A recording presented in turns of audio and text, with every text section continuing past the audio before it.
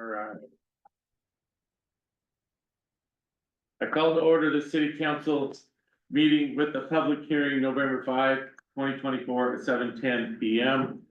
And hereby call this meeting to order. Stand up and do the flag salute. Do our pledge of allegiance. Ready to begin.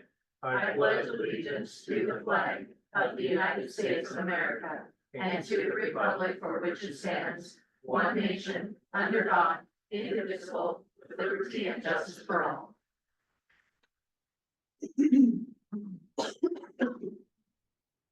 We'll do a meeting intro. I'd like to welcome everybody to our city council meeting / public hearing. I continue to tell people to please come to our city council meetings to listen and to share ideas and to find out what's going on. So if you wish to speak during the public comment, this is the public comment portion where you need to fill out a comment card, not during the public hearing of the meeting. Please complete a request to speak card and turn it into our city clerk. It is recommended that if you seek resolution of a complaint through the appropriate city department by scheduling a meeting with the council member or city staff before bringing this matter to the city council. So basically what that's just saying, this is not a back and forth during the public comment meeting. It's to hear your concerns, and most of the time, the city council is encouraged not to talk back. So we'll go right to our roll call. We have everyone present today, so we have no excused absences. We'll go to approval of minutes, city council workshop minutes, October 1, 2024. I move to approve the minutes of October 1, 2024 city council workshop as presented. I'll second that. I got a motion and a second. Is there any discussion? Hearing none, all in favor say aye. Aye. Aye. Any opposed? City council meeting minutes, October 1, 2024. Move to approve the minutes, October 1st, 2024, city council regular meeting as presented. I second. Got a motion and a second. Is there any discussion? All in favor say aye. Aye. Any opposed? Financial report, September 2024. Okay, I passed out to you the financial report ending September 30th, 2024. I know I kept telling you in September interest rates were gonna go down, but I did have a little surprise where we had, banner banks go up. The other ones did remain steady. So yes, after tonight's final election results, we'll see what interest rates do as well. That's one of the big variables. That'll depend if they'll go down, when they'll go down, and how much and how fast. We had, one big expense, and we're happy to say that, after all these years that we've been ramping up our reserves to be able to add equipment, replace outdated equipment, or have the funds for when our old equipment does die. One of those that we were able to accomplish in the month of September was to purchase a vac truck. And we actually do have, as I speak now, currently, one of our employees is at the training to be a certified technician to do repairs and maintenance on it. So we're very excited about that. Those of you on Columbia Avenue know that, you know, when you really need the vac truck because there's overflows, they really need them ASAP. The Congressional Community Project Funds are being held in our general fund until we are able to establish a fund of its own, which is gonna be in tonight's supplemental budget hearing process. And our big water project that is funded through our GEO bond, that one is wrapping up nicely. It's been a project that has really not had very many bumps in the road. So we're really excited for that to be finishing up here soon and being done with it. Because keeping track of all the escrow accounts and retainages, as you can see on the cash report side, the last two that you see there, Bank of Eastern Oregon Granite and Bank of Eastern Oregon Silver Creek, those are the two escrow accounts that were opened in September. So your granite one only has 250 because that's what we used to open the escrow account just to fund it. And then Silver Creek had an application for payment, so that was their portion of the retainage that was placed in there. So those are two new ones in the month of September. And then here in the near future, you'll start seeing Colbert, which is the one that you approved last month. So, we're very busy with all of these infrastructure projects, but exciting. Like I said, it took years to ramp up the reserves to be able to really do anything, and now we're really going. Does anyone have any questions regarding the budget report? So our Geo bond, we're gonna have enough money to finish the project? We're gonna be right around there, yeah. Okay. Every last interest dollar that we can get is gonna be very helpful. Okay. But just to add on to that, if we're short a little bit, we've been looking at doing,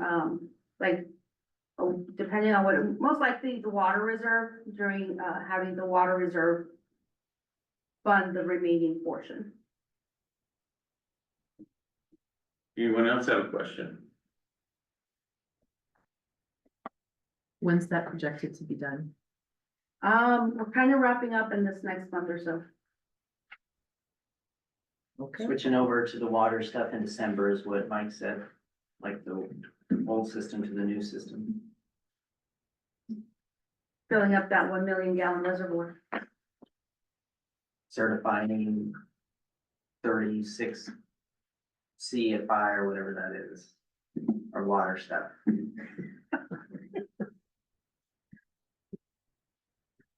Any other questions? Okay, having hearing none, we'll move on. All right, we'll go to the first public comment, which is a prearranged presentation by Sam Boardman Elementary School in Windy River. So we'll start with Sam Boardman Elementary School. They're gonna give their monthly presentation of what's going on. Is it on? Amanda, is it on?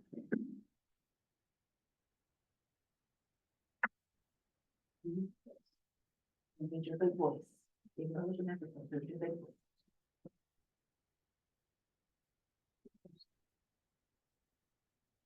Hello, Mr. Mayor and council members. My name is Melissa Altamirano. My name is Tiago Llanos. We would like to tell you things that are happening at San Boardman Elementary in November. We are so excited to be having a Veterans Day Assembly. We will be honoring all branches of the military. Please join us on November 7th at 10 a.m. as we say thank you to those who have protected our rights as citizens of the United States. Medford. They're gonna pass something out to a couple of you guys.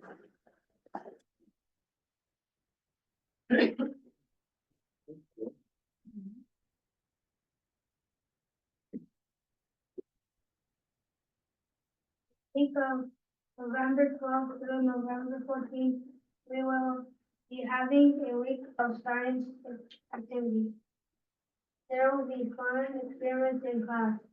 We will learn about the world around us and discover something new each day. Our November Buccaneer Awards Assembly will be on November 26th.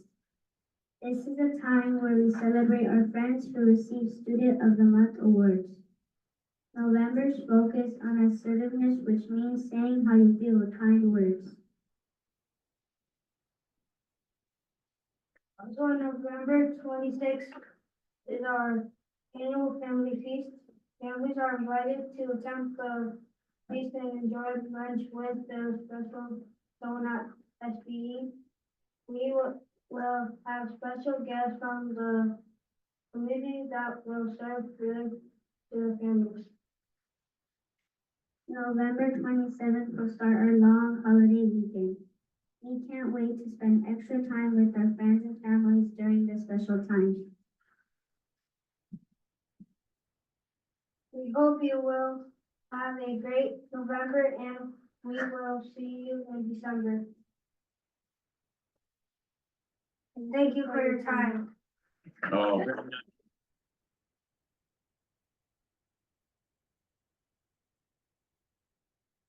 There's nothing super cool, nothing cuter than that. That's just, brings tears to your eyes. It's just super cool. Thank you, Sam Boardman. All right, Fernanda. It's your turn for Windy River. You're all alone this time. Don't be nervous.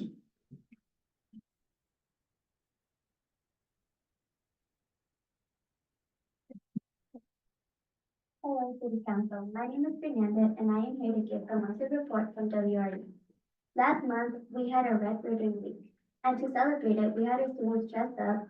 Monday was Rare Red Day, Tuesday was Movie Star Day, Wednesday was Wacky Hair Day, and finally Thursday was Bigger Costume School Day. And not only did students participate, but teachers also dressed up. The 5th grade teachers were from Monsters Inc., 4th grade teachers were Ninja Turtles, Mr. Kiefer was King Tut, and some staff were spices, like paprika and oregano. They were Spice Girls. We elected our representatives today for ASB. We have not elected our candidates yet, but we'll soon. We will find out our representatives by next week. We are going to get ready for our iReady diagnostic for competition to see who passes the most iReady lessons per grade. The winning class will get to pie the teachers of the other classes. The students with the most lessons will get a pie Mr. Scheller or Mrs. Coe. We are really excited and thank you for your time. I hope to return for the next monthly report from WRE. Go Wolves.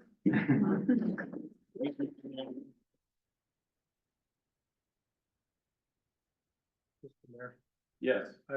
I was told, yesterday that, Riverside Junior High will have representatives here December 3rd for our meeting. I haven't heard from the high school, but I talked to their advisor and he said that they will be here on the 3rd, just so you know. All right. Thank you. Thank you again, Sam Boardman and Windy River. So we'll go into our formal proceedings. We'll go into our first of 2 public hearings. This first one is supplemental budget 2024 to 2025. Thank you. The city of Boardman applied. Are you doing? No, I think I have to do mine. Yeah, I'm I getting got ahead, that. that's why I stopped, I was like. Yeah, you were a little early for the staff report, but that's okay. All right, the public hearing on supplemental budget 2024-2025 is called to order. Public hearing this evening will be conducted as follows. We'll have a staff report, testimony in the following order, any testimony in support, any testimony opposing the action, and any neutral testimony. Then we will close the public testimony. After the record is closed for testimony, no other testimony will be heard from anyone unless the city council has a specific question. The city council may ask questions of staff, after which the city council will discuss the matter and make a decision. The city council may make a final decision tonight, or the matter may be continued to a time and date certain in the future. If the matter is continued, this will be the only notice of that time and date you will receive.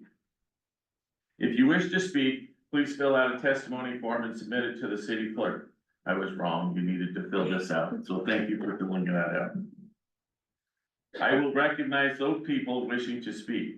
Any questions should be addressed to me. Please state both your name and address for the record when you come to the podium as the hearing is being recorded. Please keep testimony concise and to the point. Testimony should be on the action under consideration. Staff report. Finance Director Marta Barajas will now present the staff report. Thank you. The city of Boardman applied for a grant for congressionally discrete dollars, with the application stating that the Boardman Community Development Association would be the subrecipient of the entirety of the funds. The city received the fully executed notice of award on August 14, 2024, and was immediately funded the entire grant amount of $1.5 million.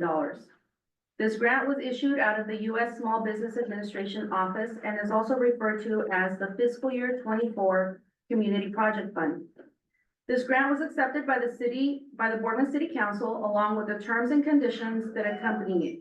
In order to be in compliance with the accounting of said funds and project, the city will create a new fund, Congressional Community Project Fund. The fund was not created during the budget process, therefore it requires a supplemental budget process to create it. It was believed that the grant would be on a reimbursement basis or a drawdown request basis as the construction costs were incurred, and it was not expected to be deposited in one lump sum to our bank account. This supplemental budget is to request for this new fund to be created. The project title that was submitted to the U.S. Small Business Administration is the Boardman Business Opportunity Incubator. The project purpose was the Boardman Community Development Association, which is a local nonprofit and subrecipient of the entirety of this award, aims to provide a dedicated space for small and medium-sized businesses with a particular emphasis in supporting women and minority-owned business enterprises and low-income populations.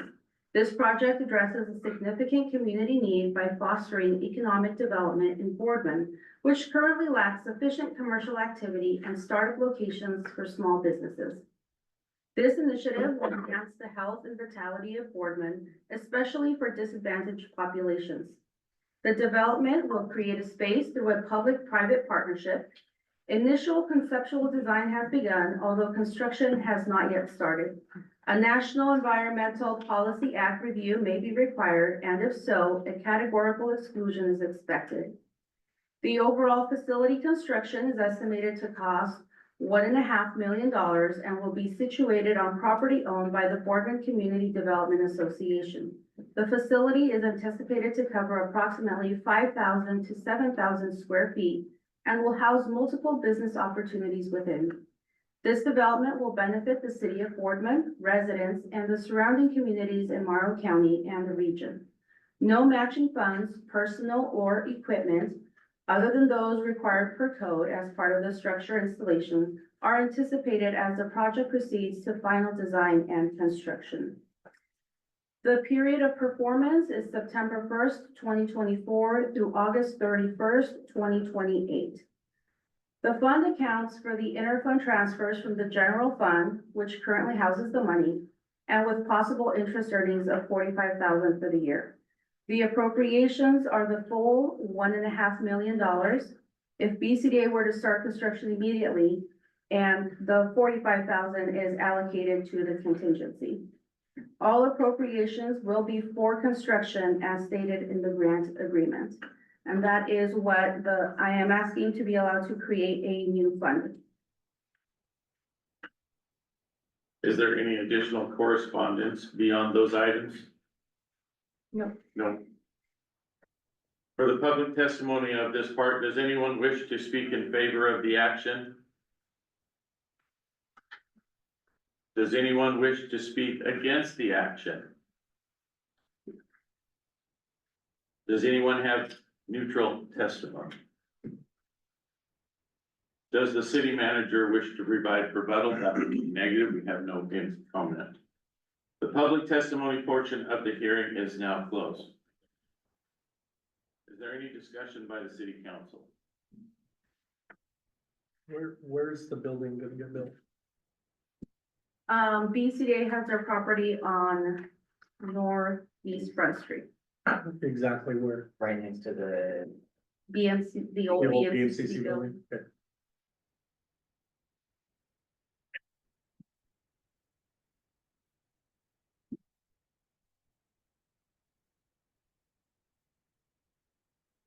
You need a motion, correct?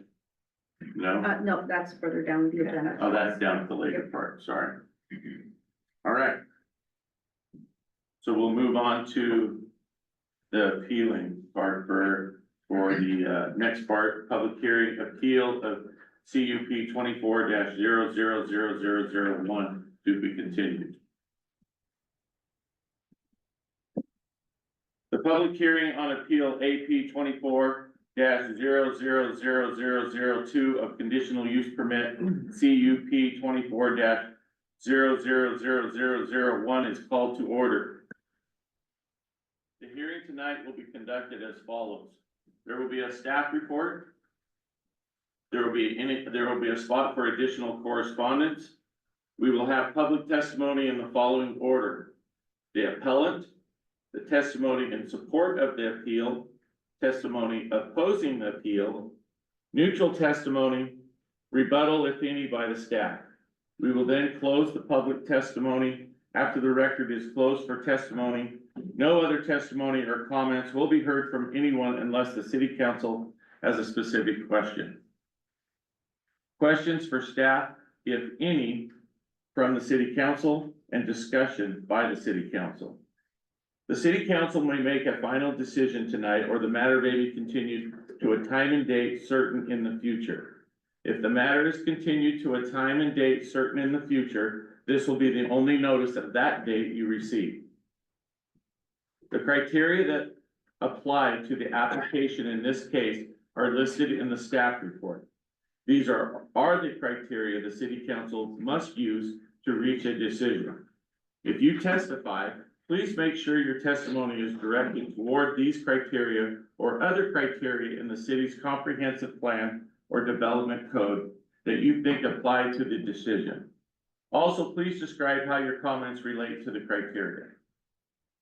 Again, a decision on this application must be based on these criteria.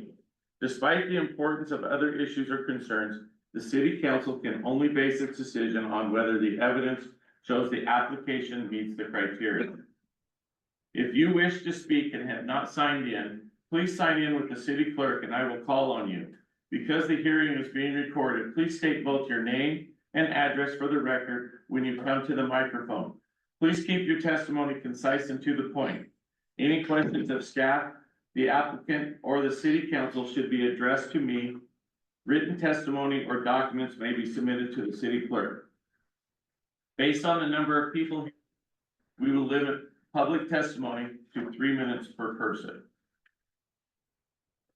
Please note failure to identify an issue in your testimony with sufficient detail to allow the city council and the parties an opportunity to respond to it prohibits an appeal to the Land Use Board of Appeals on that issue.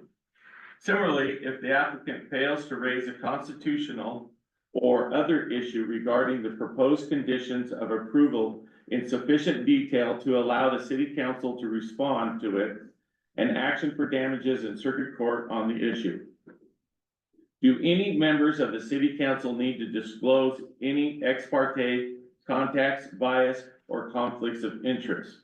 If so, please indicate the nature and extent of the contact, bias, or conflict, and indicate whether you intend to participate in or abstain from the hearing.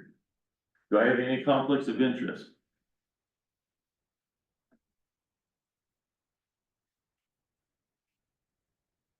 Carla McLean, planning official, will now present the staff report.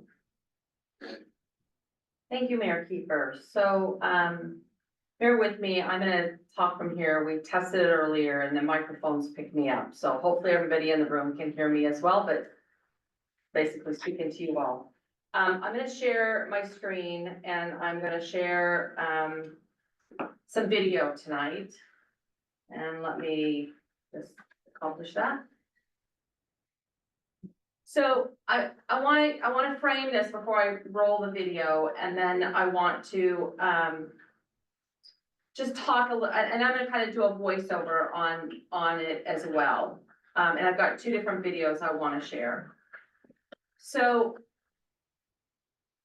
when you read the staff report that came out that was part of the packet, you probably identified that as staff, we've gone back to the original proposal, and that original proposal is to install a street light, a traffic signal, do a median, and convert front streets to a right in, right out. We've heard a lot of comments, and I think there's a number that are gonna testify. And I think that you're gonna also see some letters submitted, and I think as you watch the video, the near miss video, you're gonna understand, you're gonna see in a picture form, I think what we live as we drive around Boardman every day. As we drive from the north side to the south side along Main Street.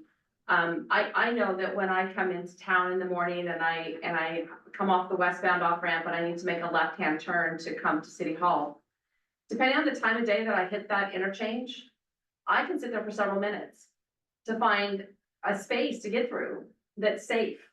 And there's a lot of people don't wait for that space for it to be safe, they just go. And it was amazing in the 28 hours of video, how many near misses we actually accounted for. So I want to be clear that the near miss video that you're gonna see, it's not been engineered, okay? So cameras were set up, in 6 different spaces. They took a lot of film. We're not gonna watch the film tonight from the westbound off ramp because we're not proposing a solution for the westbound off ramp. But we are gonna see video taken from, the intersection of Boardman Avenue and Main from 2 different sides. And we're gonna see video taken from Front Street, and again, on both the east and west side. And you're gonna see a lot of interactions, and with maybe 1 or 2 exceptions, almost every interaction is a turning action. And it is a left turn from, a street that is not traffic controlled beyond a stop sign, or from a business access point. So the video was, sorted, using technology, and it's compelling, it's interesting, but it's not engineered, it's not gone through any kind of high level evaluation. I'm not gonna say that it has, I'm not gonna frame it that way. But what you're gonna see is a significant number of turning movements, in clearly a slow speed environment. I think the speed limit there is 25. But I think you all know that a lot of people don't go 25, they go faster. And there are times of days when we have a lot of students who are crossing the street, lunch hour, going to school, leaving from school. But we are also seeing a huge increase in just general pedestrian traffic.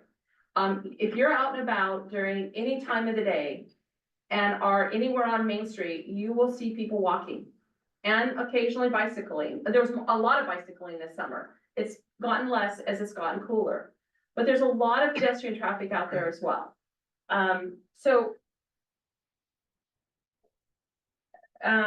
anyway, I'm gonna set up this first set of video. The first set of video we're watching, it's about 3 minutes. It is, taken from Boardman Avenue. Some of it is taken from the school district corner. Some of it is taken from the corner where the PDT fast offices are now.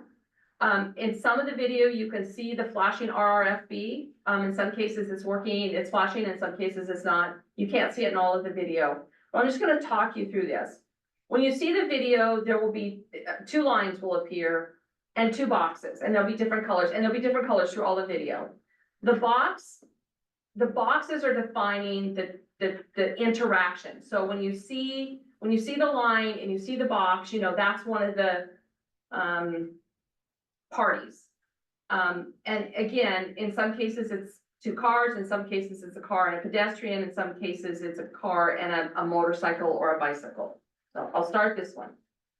So what you're seeing here is a car that's passing and then a group of students that are crossing the street. And oftentimes what you're seeing, if you watch, you're seeing a car who's turning, nearly hitting a car that has turned. Oftentimes, when you watch the video, what you eventually see is, this is a pedestrian interaction here. It's interesting, cars don't slow down or they'll come to a rolling stop. Here the RRFB is flashing and the truck pulling the trailer just flies right on by. Some of this is enforcement, obviously, but some of this is not people not paying attention. But a lot of this, as you watch this, what you'll see is if we had a median and didn't allow for left turn movements on Main Street, a lot of these interactions wouldn't happen.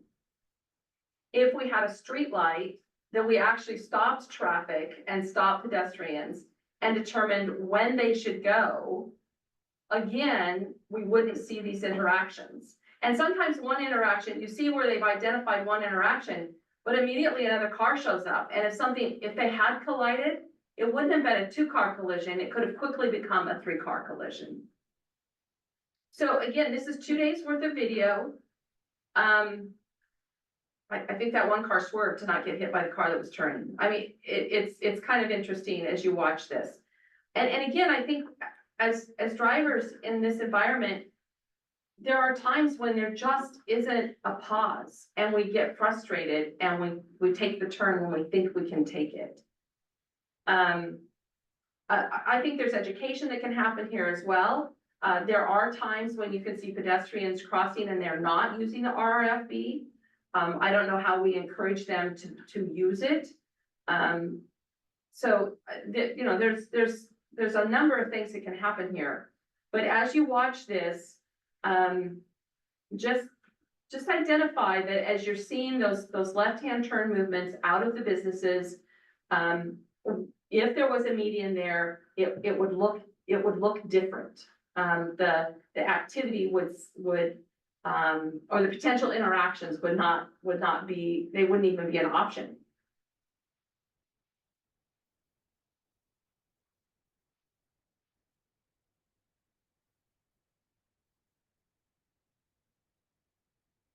I also want to share that for this particular video, and actually the other video I'm going to show, the interactions are at an interval of 2 to 3 seconds. So that's the timeline that's happening here. We do have video where it's between 0 and 1.5 seconds and between 1.5 and 2 seconds.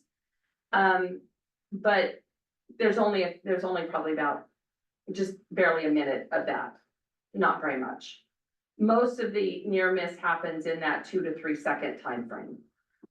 But if you remember reading that driver's manual, what's the distance you're supposed to be and how many seconds you're supposed to be able to count between where you're at. Go back to the end of this one.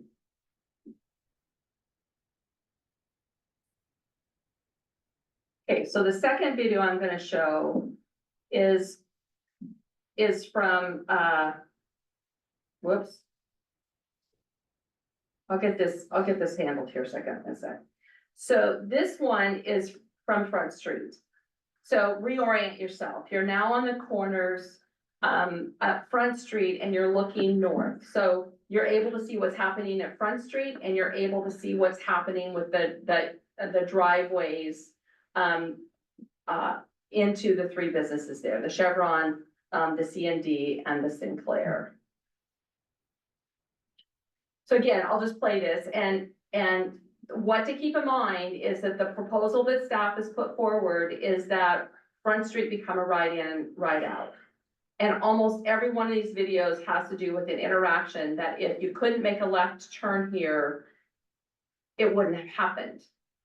So creating that ride in, ride out only, the car's not crossing, the car's not turning, you don't have that near miss interaction. That person didn't even stop. But I think I think you make an interesting observation there because it's the frustration of if I stop and I don't take this opportunity, I may not get another one. And so we go forward.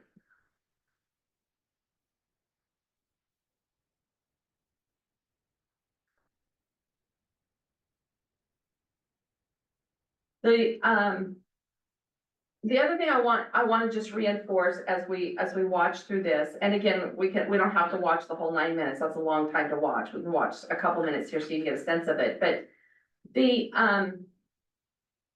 interchange area management plan was adopted by a predecessor city council in 2009 after a lot of discussion and after a lot of, I think, community consternation about what it meant to think forward and when we have trips and we have more activity, what does it mean to restrict how people move around our community? And in 2009, they made the decision to adopt that document. And it talks very clearly about when Front Street is going to become a problem. And, I think we're at a point where Front Street is concerning. It is, the video shows us what works and what clearly isn't working and where those interactions are. And again, oftentimes, again, you can see where two happens, and if something goes wrong, fairly quickly, a third car is engaged in the same place.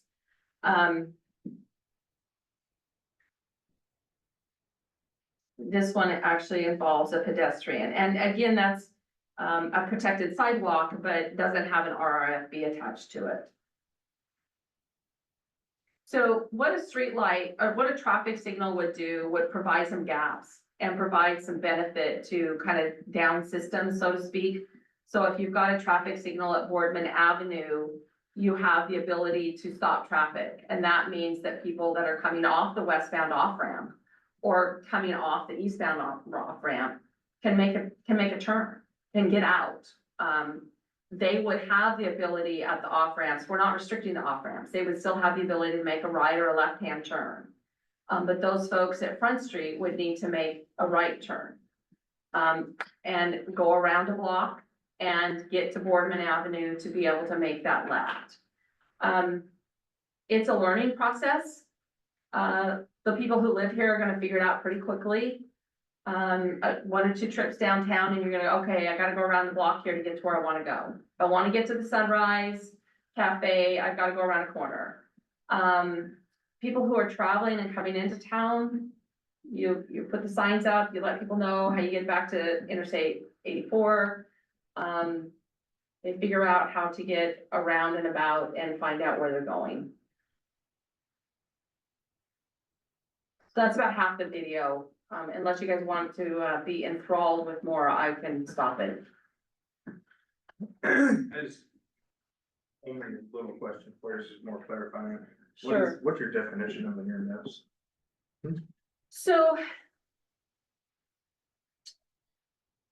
that's what this video is designed to do. So they look at what happens between 0 and 1.5 seconds.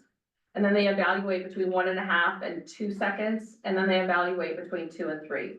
I can, let's see.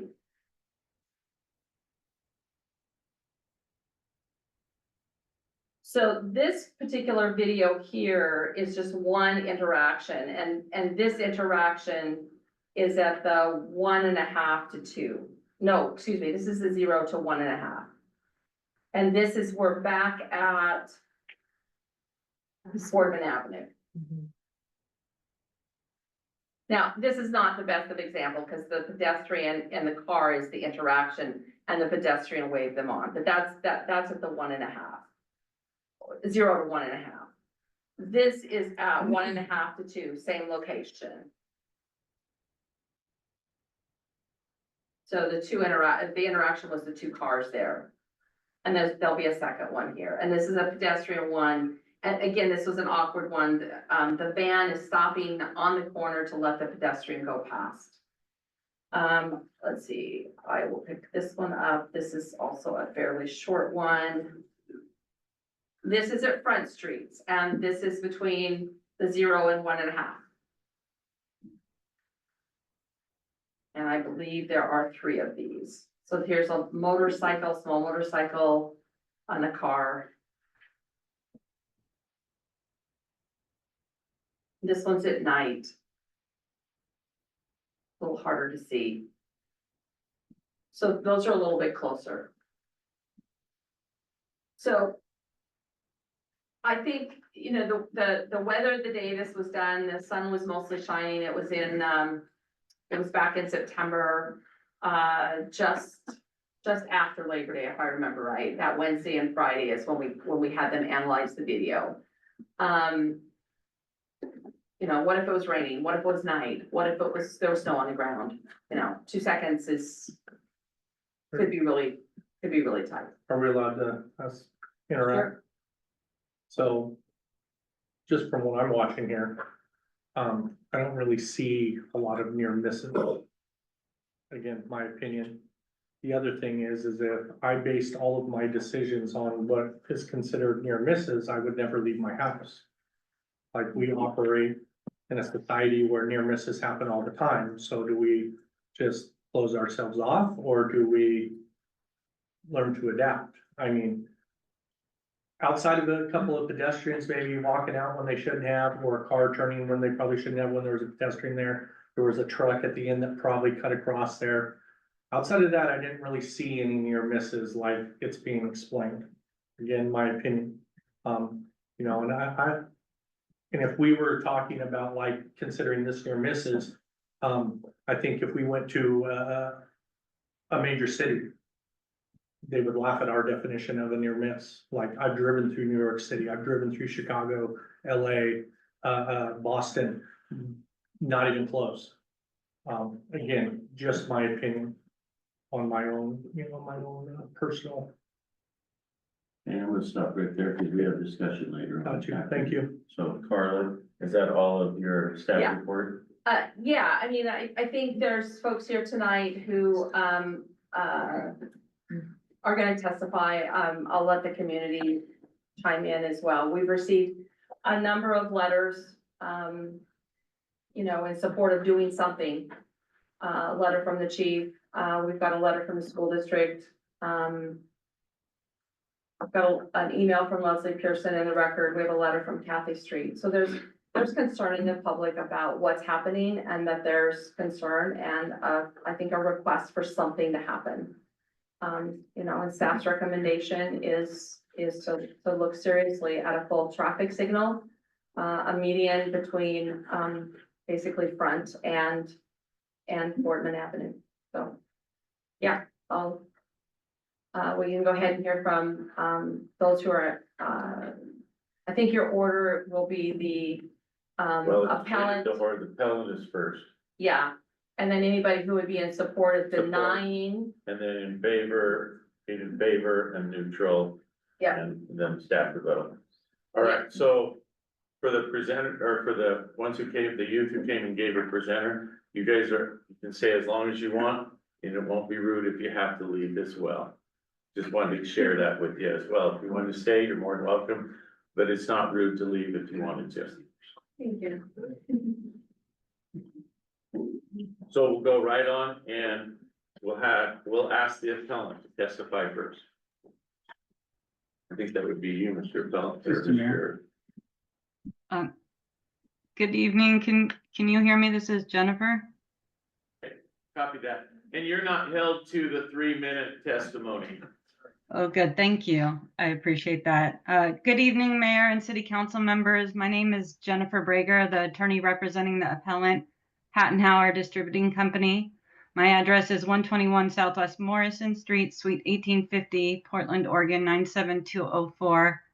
Appellant is the owner of the Sinclair gas station property, and I'm joined tonight by Hattenhauer's traffic engineer, Rick Knives, who's also appearing by Zoom, and also Alex Hattenhauer is available to answer any questions and plans to testify as well. So excuse me if I sound a little incredulous at the city's actions, but after 7 months of review, the city waited until 5 days before this hearing to submit what is basically a brand new application for installation of a traffic signal that would fully block direct left turn access off of Main Street to the Sinclair gas station.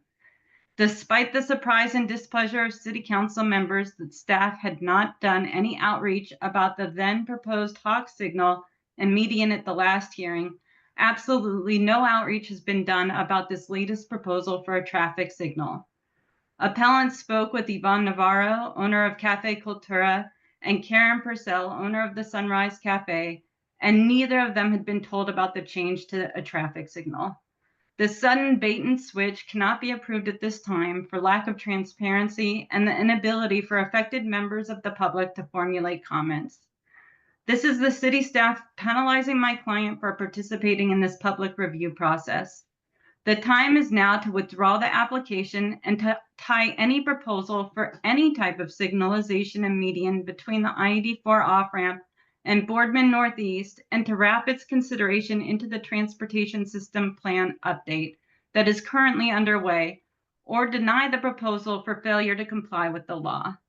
Appellant's request is completely in accord with the testimony of Police Chief Stokes, whose letter recommends conducting a comprehensive traffic study to identify the root causes of the safety issues and develop targeted solutions.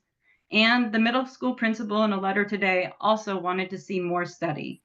This is a much better approach than the scattershot responses the city is trying to cobble together in this application process. Both as a matter of policy and a matter of law, the TSP update is the better venue for thinking holistically about transportation solutions based on actual facts and not planning level traffic documentation. You will hear from appellant's traffic expert Rick Nyes about the many shortfalls of the current approach.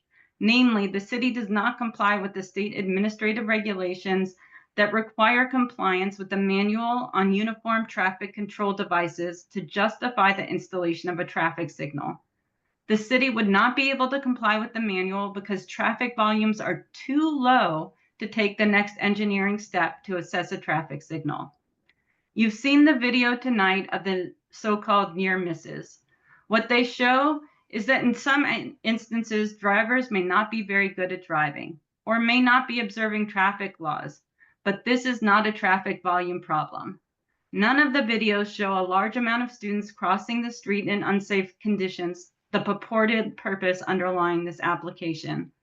While it is important that the city address safety concerns, the safety concerns raised thus far are without foundation, and crashes have actually decreased since the IAMP was adopted. Maybe the solution is to just hire a crossing guard until you can do the full planning required to make this decision. As appellant described at the last hearing, the application is too premature and many of the same problems and deficiencies exist as we identified for the Hawk signal. Even beyond the shortfalls of the traffic data and analysis that Mr. Nyes will describe in more detail, this proposal does not include a finalized site plan, but only a schematic. It is unclear from the record whether there is adequate right-of-way under the city code or whether the conditional use criteria can be met. This is all described in my letter submitted earlier today on behalf of appellant and in our prior submittals. Certainly, the impacts of neighboring property owners has not been assessed as the city now proposes to cut off all left turn access from Main Street between the freeway and Boardman Northeast. Again, pulling from the resources the city has had prepared in anticipation of the TSP update, more than half of Boardman's population is living below 200% poverty levels, which is a greater percentage than both the state and county, and this number is nearly 4% higher than it was in 2020.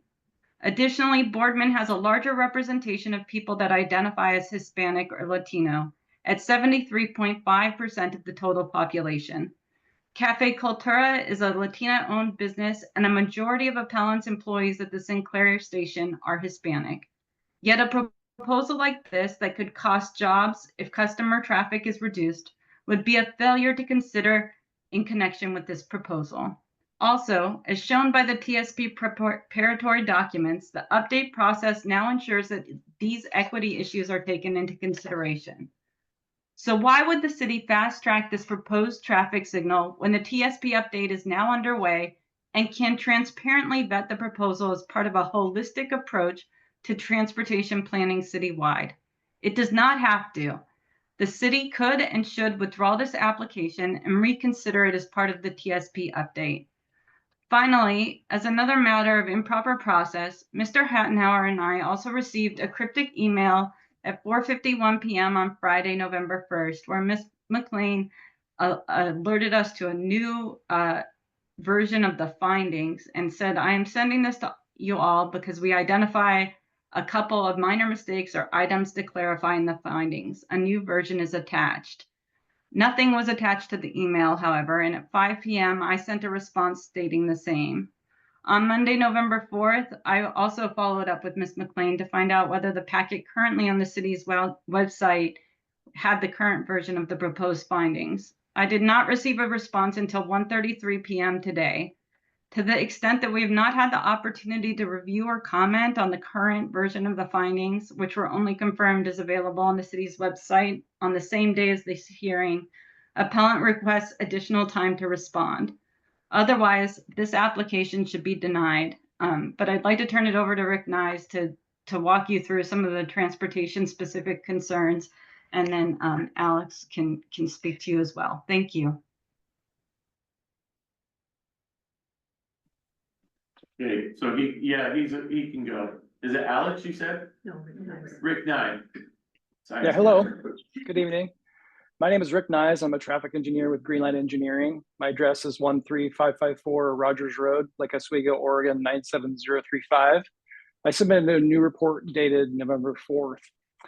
I wanted to start with the city staff's testimony tonight and comment on that a bit. The city collected 28 hours of video in the absence of other evidence that there are safety issues in this street section. Now, staff admitted that this study didn't include any engineering evaluation whatsoever. And I'd caution you about setting a precedent for decision-making based on this study. I'll note that if you install a traffic signal or a median, that doesn't mean that these so-called near misses go away. They might just happen in other locations. Also note that traffic signals don't always reduce crashes. Sometimes traffic signals increase crashes. The planning official has provided a lot of speculation without any engineering expertise that I'm aware of. And like you mentioned, like one of you mentioned, I see very little in the near miss analysis that is concerning, that actually instead supports the crash data that the streets are operating quite adequately. What we don't have at the Main Street Boardman intersection or the Main Street Front Street intersection or on Main Street between those two intersections are actual reported crashes. There are very few actual crashes, and the crashes have actually decreased between the time of the adoption of the IAMP and the Kittleson technical memorandum. We do not have an increasing crash problem. I think you'd be very hard pressed to find a traffic engineer or an engineer that will tell you that the safety records or the near miss study in this area are concerning. The city's gone back and forth on a traffic signal and concluded that a traffic signal is warranted at the Main Street Boardman Avenue intersection. However, there is no evidence that a traffic signal is actually warranted at this time. The city's analysis suggests that a traffic signal may be warranted in a future year of 2042, but not before 2042. That analysis was a planning level only analysis, and it does not consider the actual traffic signal warrants required by the city to be analyzed as part of the Manual on Uniform Traffic Control Devices, also known as the MUTCD. ODOT's Analysis Procedure Manual states, and I quote, "The preliminary warrants are generally not accepted as a basis for proving the installation of a traffic signal, but are useful for projecting signalization needs for future years. Full warrants are evaluated as part of the engineering study required by the MUTCD." The city has not performed that study. They've performed only this preliminary signal warrant review. The city has not even collected the necessary traffic data to even evaluate the actual traffic signal warrants, which are based on meeting certain volume thresholds over many hours of the day. The city's analysis has been based on just a single hour out of the day. The city is required to comply with the MUTCD, and not complying with the MUTCD is a potential liability issue for the city. Based on the current traffic volumes presented in the Kittleson technical report, which are significantly different than the projected 2042 traffic volumes, the traffic signal is actually not warranted today. The city states that safety is the primary reason to pursue the traffic signal. While the city contends that there are congestion issues or safety issues at the Main Street Boardman Avenue intersection and the Main Street Front Street intersection, and along Main Street in between those two intersections, the facts actually paint quite a different picture. The operations of Main Street Boardman Avenue and Main Street Front Street are both level service C and meet the city's standard. Traffic crashes have actually decreased at each of the intersections between the time of the IAMP and the city's technical memorandum by Kittleson. There's been just one reported crash on Main Street between Boardman and Front Street from 2013 to 2022. Based on all of those facts, there aren't any safety issues. Well, there could be some safety issues, but the evidence doesn't show that there are significant safety issues in this street section. In the absence of safety issues based on conventional measures, the city has now provided this near miss study. And it's important to note that the IAMP did not adopt any triggers based on the concept of near misses. The city has not provided any engineering analysis of this study, nor referenced any industry standards or scientific research that address the methodology that was used, nor link these so-called near misses to actual safety implications. The study provides no thresholds or recommendations for how many near misses are too many near misses. The city has provided no definition of what a near miss is, but in my opinion, a near miss is when someone takes a sudden action to slow or swerve or take some other action to avoid an imminent crash. I reviewed the videos that were provided by the city, and based on my review of the 28 hours of study, there are only two interactions that I would say were actual near misses out of the likely thousands of interactions that occurred between users during the study period.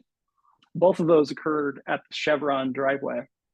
There were no actual near misses that I observed at the intersection of Main Street and Front Street. Now, city staff has concluded that the near miss study proves that Main Street is unsafe in the street section, but the facts don't support that. Given the near miss study and the crash data, the city has actually established that there are not significant safety issues on Main Street in the section. With substantial public involvement, the city adopted the IAMP, which includes 5 objective and measurable triggers that provide the criteria for when to make access changes to the Main Street, Front Street intersections. Strangely, none of the city's review of the application considers those 5 adopted IAMP triggers for modifications at that intersection. I previously analyzed each of those 5 triggers, and it's clear that none of the 5 triggers are met. The application is required to comply with the IAMP, yet the decision-making criteria of the IAMP triggers have been completely ignored. It appears city staff seems to think that if a traffic signal is installed at Main Street Boardman, then a median needs to be installed from Boardman Avenue to Front Street. While the Kittleson report analyzed the scenario with the signal and a median, the report doesn't actually conclude that if a signal is installed, then a median also needs to be installed between Front and Boardman. There is no connection, no obvious connection between those two. There isn't any evidence that illustrates that there's a need or a link between those two items. Lastly, city staff argues that a traffic signal will operate far better than the RRFB that's in operation at Main Street Boardman right now. The Kittleson report referenced a queuing issue that's caused by a large number of pedestrians that cross Main Street. The city has never quantified this queuing issue or quantified a large number of pedestrians. The traffic counts in the city's report illustrate very low pedestrian volumes that wouldn't have any ability to actually create a significant queuing issue. The city's traffic signal analysis is based on very, very low ped volumes and not on the situation that the city reportedly is trying to fix. There's not evidence that a traffic signal will operate better than an RFB in terms of queuing when there are a large number of PEDs present. And finally, the near miss study illustrates pedestrians crossing Main Street, but actually illustrates very, very short queues on Main Street while those pedestrians are crossing. I'm happy to try to answer any questions you might have, and I appreciate your time. All right, thank you. Mr. Hattenauer, did you want to, are you part of the panel? So do you wish to speak? Yes, please. Okay.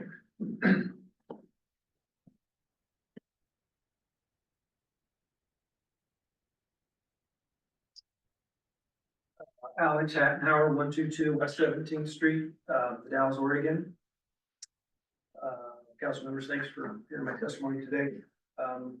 As the appellant, I oppose the installation of the traffic signal in the median. And to touch on some of the other things that the previous presenters brought up, I mean, I'm pretty miffed at the situation. We've got open testimony for about 2 months. The city, has suddenly slammed some new information in the less than a week running up to this council meeting. So I think that's pretty unprofessional. I was not contacted. Two adjoining business neighbors were not contacted. This lack of communication issue was raised at a previous council meeting, and I think a couple of you folks up there took note of it. And I think you should again, that we are community members. We should partake and be alerted to something that just doesn't get fast tracked. And in my opinion, it's crammed into the agenda here at the last minute, so how do we react to it? Well, we're here. So I just want to reiterate again, there was very short notice given for the change to the, from the previous plan, which we appealed, but, to move to a full median and a traffic light, that just kind of came out of the dark and caught me off guard, obviously, and hopefully you folks too. I've gone to great lengths to submit comments to attorneys and experts, as you've seen, to emphasize the shortcomings of this proposal as a matter of logic and law. But tonight, in addition to having them address the shortcomings, I want to speak out as an employer of the city. And instead of listening, I believe the city staff is making the situation worse for myself and surrounding businesses, and not going through the basic steps to analyze the problem. And I would, again, comment, we've had a couple letters written in that, folks that have, you know, we got the issue, what are we gonna do about it? Well, we need more time and more planning. We had one from the middle school principal and one from the chief of police. They've asked in so many words, more analysis. I'll close with this. My suggestion is for the city to withdraw this application and let the transportation system plan, the TSP PAC, which has had one meeting, and it's, since it was formed, to have them find the traffic solutions for the betterment of this community. So I think that's the best approach. Thank you for your time. Thank I'm you. here for questions too. Does anyone wish to testify in support of the appeal? Yvonne?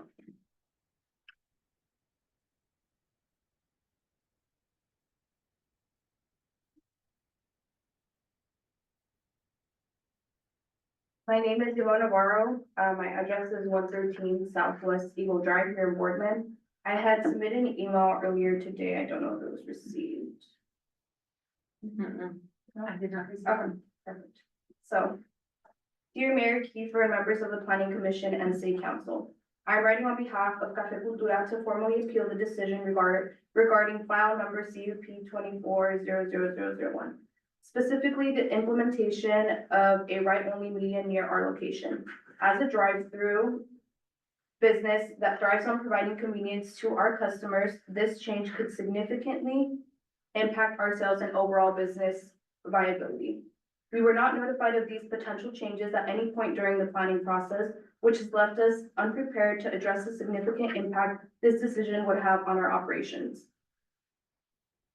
Our proximity to the freeway has been one of our greatest assets, allowing customers easy access to our location. By redirecting traffic away from us, this decision essentially removes that critical advantage, which is vital to our success.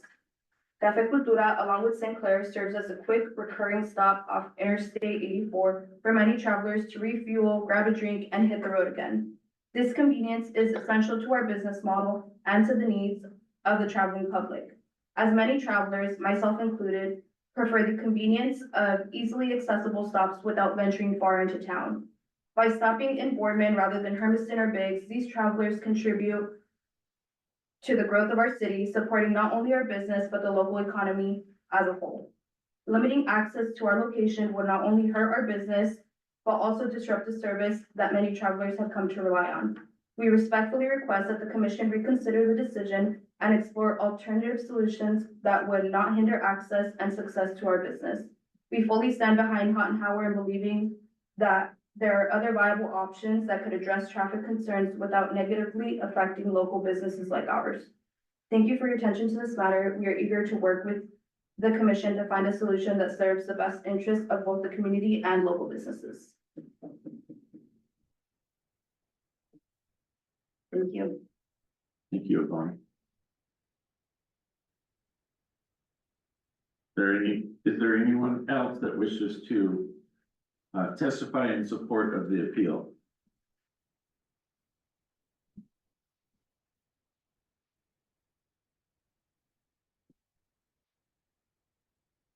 Does anyone wish to speak in favor of the project that is being presented? Is that you, Mr. Schreiber? Yeah. Okay.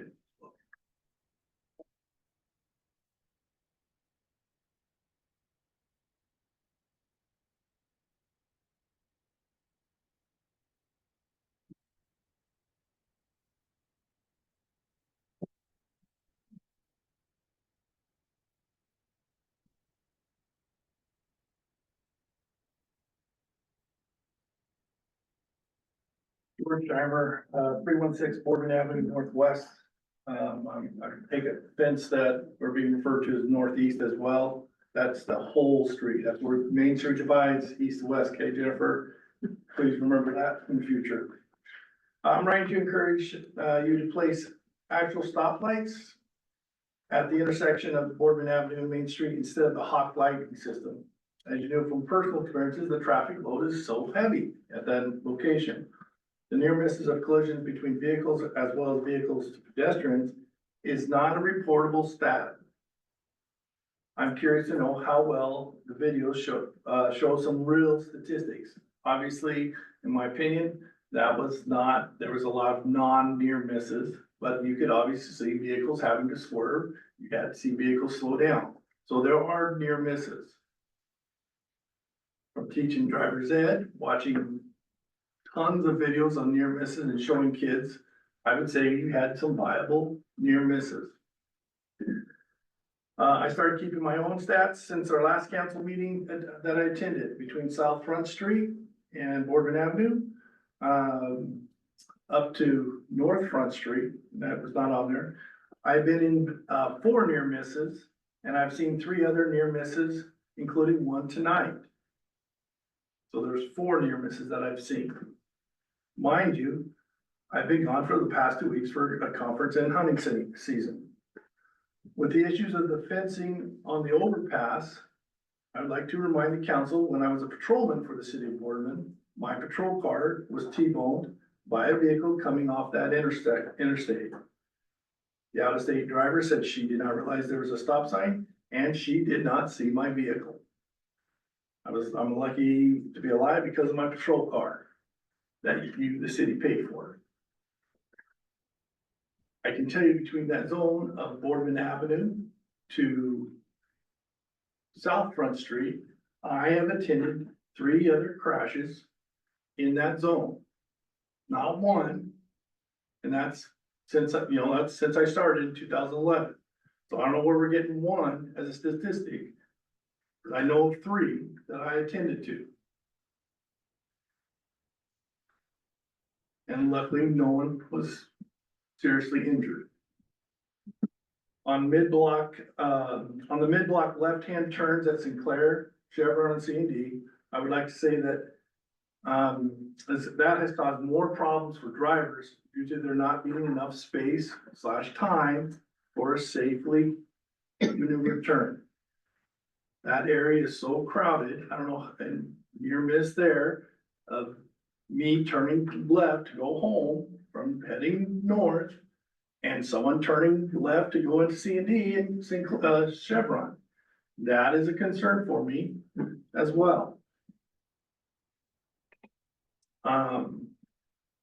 The idea of changing back to the lined crosswalks on the north and south sides of Boardman Avenue on Main Street without a true stoplight is not a good change.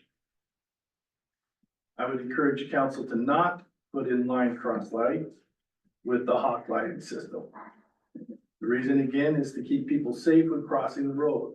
We see plenty of people that they are just going to cross it anyway, wherever they're going to cross. I get that. But by putting it there, we're inviting, without a true stoplight, you're looking for more troubles, in my opinion.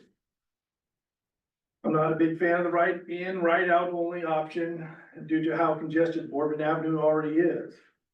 But if this option helps prevent a loss of life, and I think that's our main issue that we want to prevent, I don't want to be one that we have to react. I don't want to wait till 2042 to be able to put a stoplight in and because we're just playing with numbers here. It helps, or if it helps with the flow of traffic, let so be. At least we give it a try. Thank you for your time, your community service, and I know it's election night, so thank you. Thank you, Mr. Dagger. Is there anyone else that wishes to speak in favor of this project? Is you didn't sign up, but make sure you sign up. We're a city of Boardman. It's more a comment versus anything. With me being, sorry, Jennifer Layton, 304 Northwest Boardman Avenue. I also own the C&D Drive-In. I do see a lot of near misses with the students and the cars coming in and out on all aspects. Yes, on Boardman Avenue, through our parking lot, through Front Street, all trying to race to get out of there as fast as possible. And they are crazy drivers and they have almost hit people, not necessarily just in the crosswalk in the road itself, but within the parking lots of all of our businesses as well. So something has to be done to kind of clear up that congestion to where they're not trying to go between all of everybody else in order to get out first. Everybody that's trying to go left to go south on Main Street is going through all three of those access points. I will see them come through my parking lot.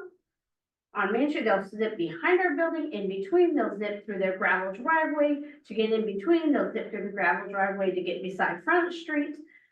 So there's, 8 different ways they're going to get to those 3 different spots in order to turn left. So something has to be done, because somebody will get hurt. Thank you, Jennifer. Thank you for filling that out for me too, Yeah. please. Sorry, I wasn't planning on speaking. Thank you, though. Is there anyone else that wishes to have speak in favor of this project?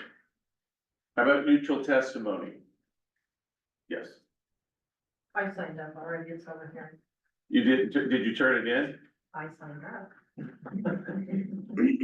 Thank you, Lisa. Lisa Middlestorff, Mount Adams Avenue. Since the last meeting that we had on this, I would witness 2 near misses at that, Main Street between Boardman Avenue and Front Street. Just wanted to tell you about those. Both of them, interesting enough, are from the median exit from Chevron. One car went right across, going from Chevron right over to Sinclair, right in front of me. And then the second one was on Sunday, so it's pretty new to me, but I was turning to go toward the post office. Left-hand turn, there was a pickup in front of me in the left-hand turn lane.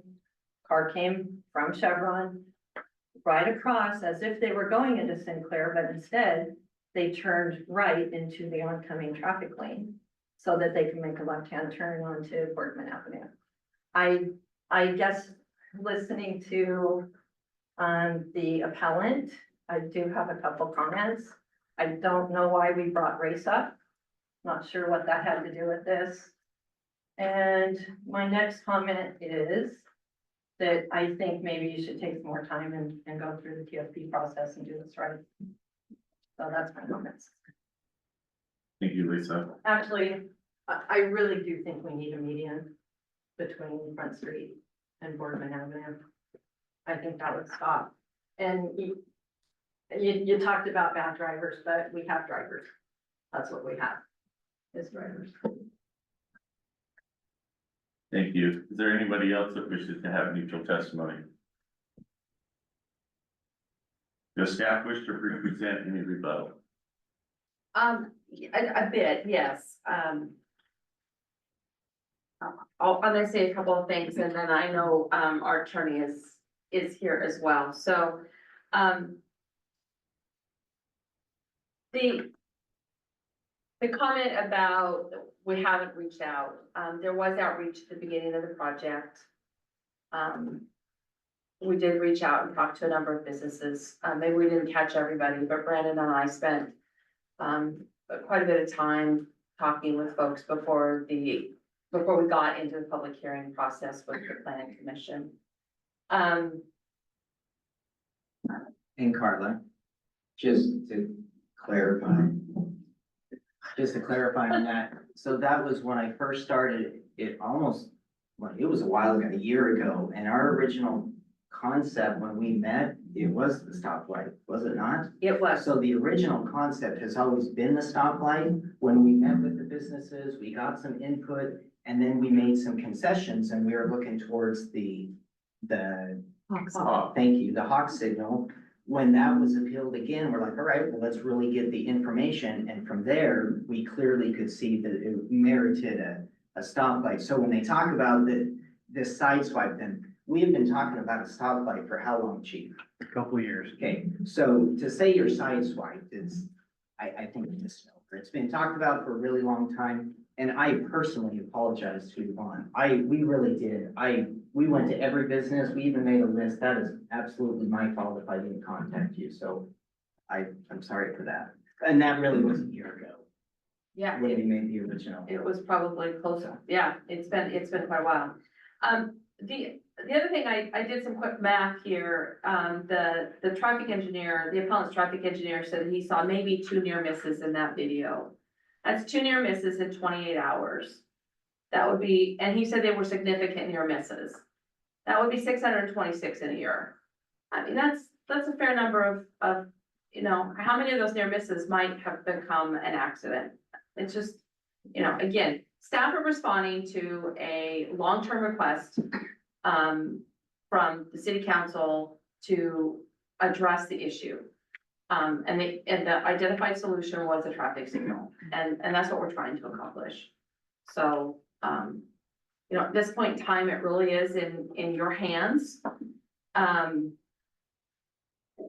Given that we did receive 65 pages today of new information, a good portion of that I've read because it was the packet for the TSP meeting that happened yesterday. But there is some new information that's there. It's new information for you to consume as well. I don't want us to, I've worked hard to not assume the course you're gonna take as a council, and as you get to the point of deliberating this. But I'd like to have some sense of where we're heading tonight. I guess at the end of it, but anyway. I think we're, in talking with Chris Crean, our land use attorney earlier today, given the new information, we might suggest that you continue this, you close the hearing tonight, you leave the record open for 14 days, allow people to submit information to the record, close it at the end of 2 weeks from today, close the record at 5 o'clock. That would allow staff a week to put together final findings, make them available for you guys to deliberate to a final decision. My only concern with that is I don't know what kind of decision you're gonna deliberate to. So I'm gonna close there, and Chris, do you wanna add anything? I was gonna ask if Chris had anything he wanted to share as part of the. Yes, thank you. For everyone who doesn't know me, my name's Chris Crane and I'm the city's land use lawyer. There are a couple of things that I would like to respond to regarding the testimony, and then a couple of things about the process moving forward. The first was the comment by Ms. Brager that this is a brand new application, when in fact this is the application that was submitted. It was the Planning Commission that switched to a Hawk signal, and now we're back to the original application. This is not a new application. Their traffic engineer, Mr. Nice, spent a lot of time talking about the manual of uniform traffic control devices and how under that manual, the traffic signal is not warranted here. It's important to understand the nature of the decision and the sideboards that Oregon law provides, given the type of decision this is, which is called quasi-judicial. And you have to make a decision based on the standards that are in your code. And that's section 3.4.100 of the Boardman Development Ordinance, Municipal Code.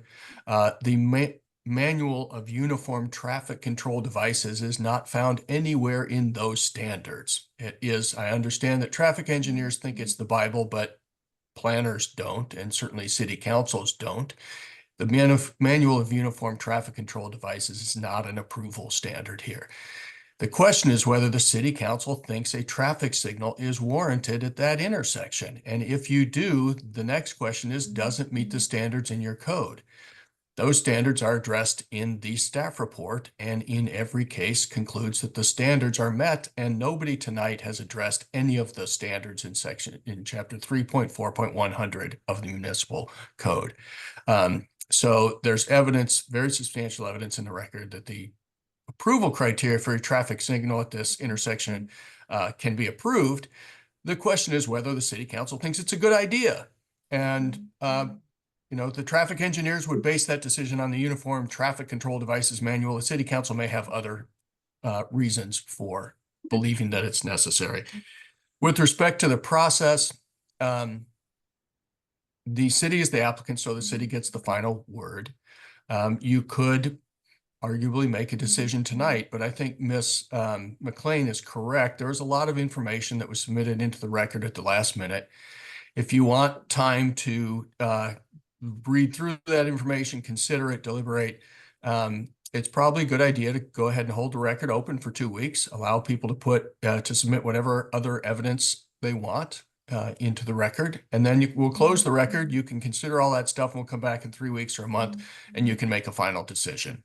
So I think that's probably the safest, legally safest way to go, because then there's no question that you've had a chance to review all of the evidence, and your final decision is based on the evidence presented to you and whether or not this traffic signal meets the approval standards, the standards in your code.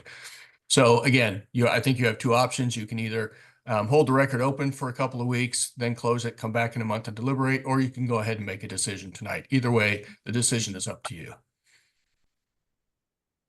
Thank you, sir. So the public testimony portion of this hearing is now closed. Does the city council have any questions of staff? Is this the time to just ask questions or make our own comments? This is questions to the staff. I just want to talk about the additional discussion then. Is that, Additional discussion. is there any later. additional Additional discussion is later. by city council? Okay, that's when I want to speak. We got questions for staff, and then it's discussion by the city council. Okay. I have a question, Yes. and I'm assuming I need to direct it to the chief. That guy, Mr. Scheimer. Officer Scheimer, when he was a police officer, said that there were 3 accidents in I'm gonna say it's about a 750-foot area between Boardman Avenue and South Front Street. And while he was an employee of the city, how many accidents? Because we heard testimony, there was 1. We've heard testimony, there was other numbers. What, do you have a definitive number on that? I don't have a definitive number because we're talking about a different area than I think the accidents we discussed at that specific intersection, not Front Street, not the off ramp. We just had another accident at the off ramp last week. So we've had several accidents in that section between Boardman Avenue and South Front Street. I was almost in one tonight, so I can testify to that. Okay. Does anyone else have any questions for staff?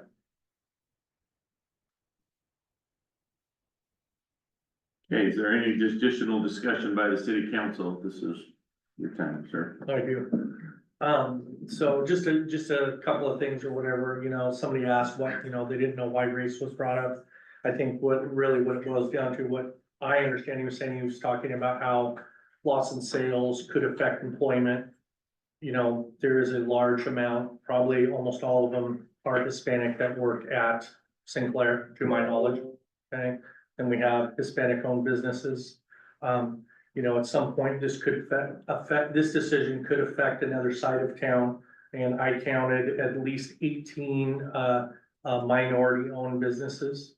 Okay, so I think that is an important point, because then you set a precedent, like, do we actually care about those businesses, or, you know? The other thing was brought up was the chain link fence and why it was even there. The reason why it was there is because people were throwing stuff onto the freeway and causing major accidents. That's why it's there. Does it need to still be there? I don't know, but it was put up there a long time ago, and that's the reason why it got put up. Second thing, or third thing, the median. I mean, me personally, as a council person, and even as a potential business owner that could get affected by this, I don't know if I could ever agree with the median, just because aesthetically, you might as well just put a sign up that says you're not welcome to come to Boardman, because you're creating barriers where people are gonna look at this for the first time, and they're gonna say, okay, this is a pain, whether we agree or disagree about how they have to go around. The point is, it is not very welcoming.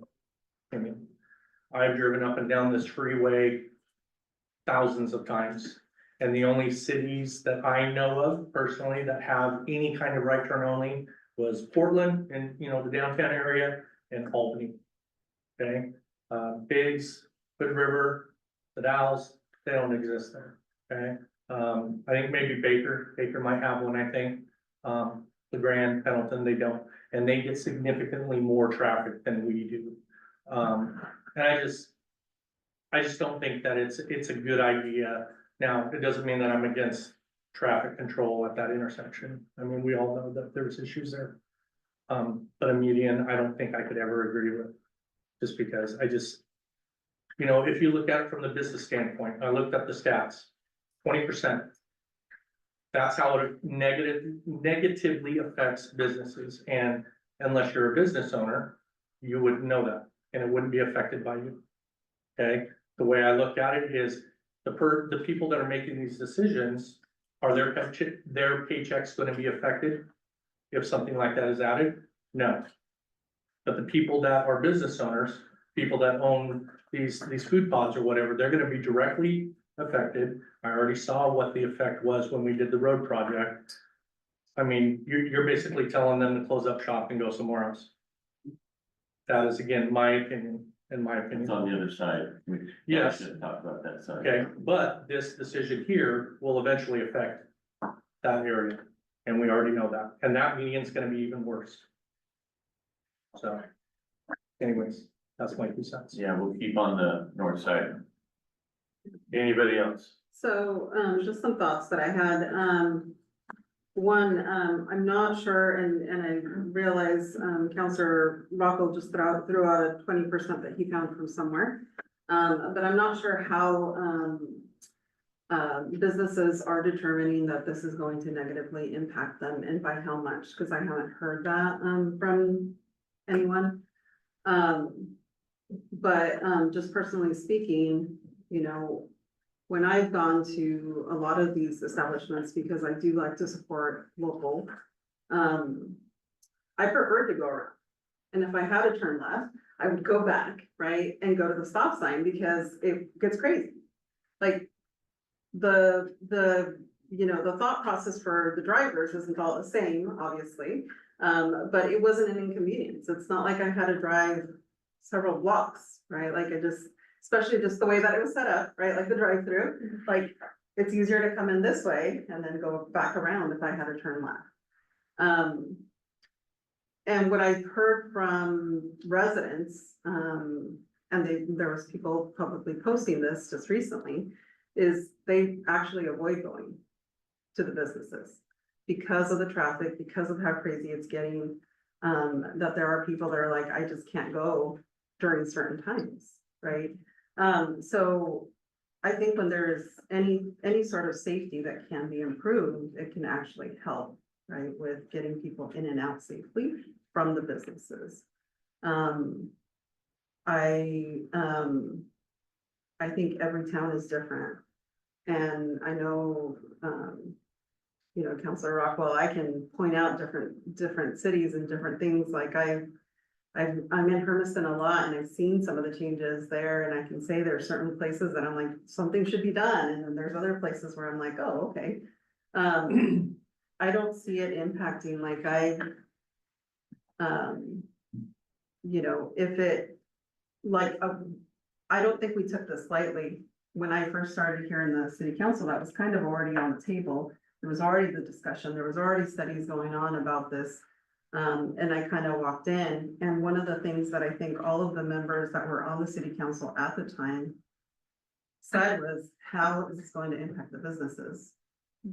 And are we communicating? Like, that was one of the main things that I kept hearing. And I know that there's been some staff changes and council members that have switched, that have been added on, and I think some of that probably has slipped through the cracks with all of those changes.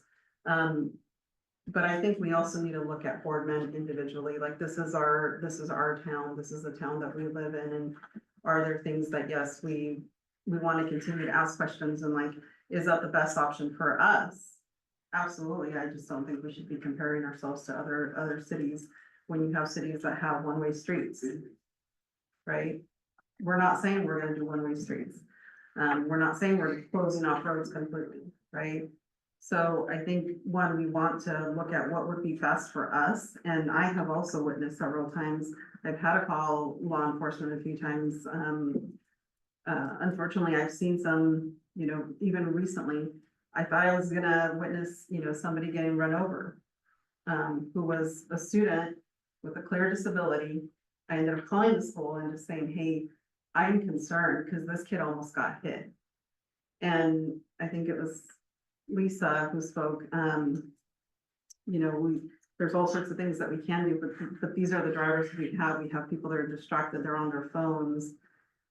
We have, you know, people that are using alcohol and driving, right? Like, so we're doing the best that we can and looking at all of our options. And I think that's all we can do. And thank you. Anyone else have some comments? I use the Front Street entrance and exit, at least twice a day.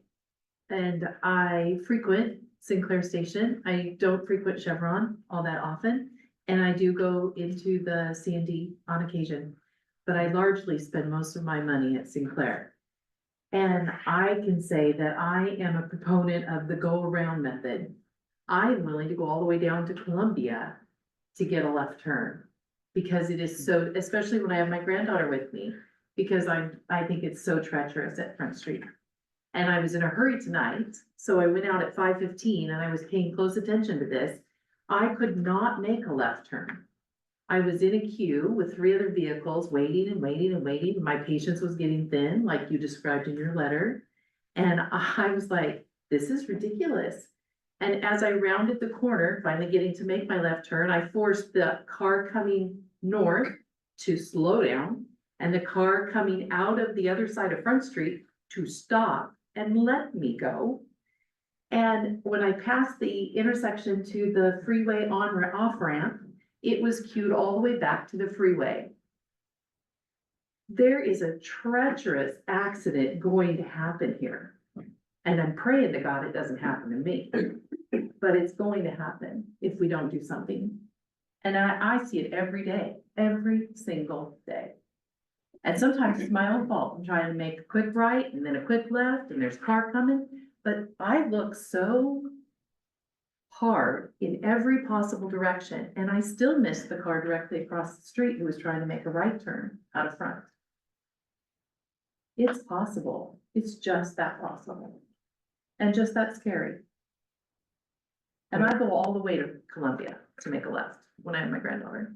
Another question worth posing is, why don't we have another way to get across the freeway? My understanding is that there was something approved from Olson to Olson, and then that never happened. I'm not sure that's tonight's discussion. Well, I'm just saying, like, I mean, what I'm listening to is that it sounds like we have a bad driver problem more I than think we anything. have. And the reason why, Too close to the freeway. and as somebody that's worked at the school for a number of years, I mean, I can agree that there is some bad drivers and there's also some drivers that probably shouldn't even be on the road.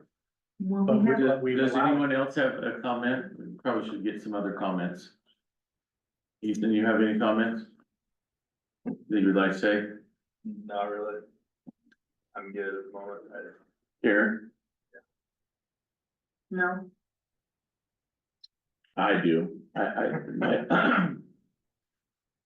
I've got my little angel on this side and I got my little devil on this side, and I think my little devil's gonna get the better of me and try and have my little angel tell me, be good. They're saying. I'm really offended that if I approve this, I'm a racist. I got somebody from Portland, I won't tell them what I think about the city of Portland, telling me that if I do something, I'm not thinking about the population of this community as the Boardman mayor.